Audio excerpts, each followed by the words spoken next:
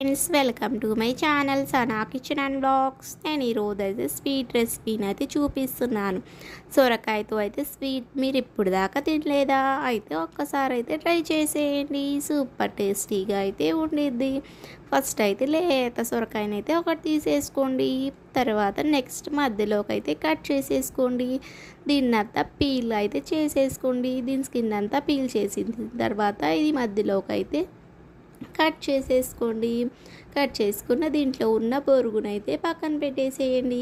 Next అయితే దీన్ని మనం క్యారెట్ ఎలా తురుముతామో సేమ్ అదే విధంగా అయితే దీన్ని మొత్తం అయితే కొంచెం పెద్ద ఉన్న సేపు అయితే ఇలా తురిమేసుకోండి.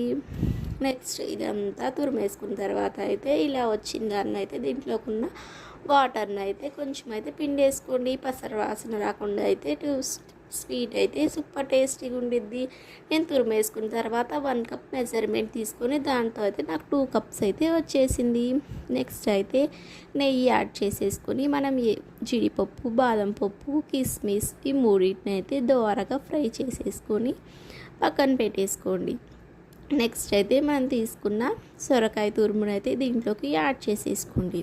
యాడ్ చేసేసుకొని మీడియం ఫ్లేమ్ మీద ఇదైతే పచ్చివాసన పోయిందాకా అయితే ఫ్రై చేసేసుకోండి. ఇది పచ్చివాసన పోయి బాగా స్మెల్ వచ్చిన తర్వాత ఇది నేను 2 కప్స్కి సొరకాయ తురుముకైతే 3/4 కప్ అయితే షుగర్ని అయితే యాడ్ చేసేసాను. ఈ రెండు యాడ్ చేసేసి బాగా మొత్తం అయితే ఈ విధంగా ఉన్నప్పుడైతే 1 కప్ అయితే మిల్క్ యాడ్ చేయండి.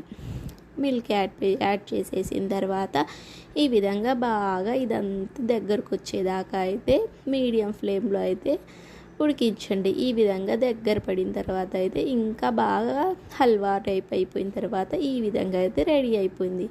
మనం ఫ్రై చేసేసుకున్న జీడిపప్పు, బాదం పప్పునైతే ఇలా యాడ్ చేసేసుకోండి. ఇంతేనండి, చాలా సింపుల్గా మీకు స్వీట్ ఎప్పుడు తినాలనిపిస్తే అప్పుడు ఈ హల్వా అయితే ట్రై చేయండి. Bye friends.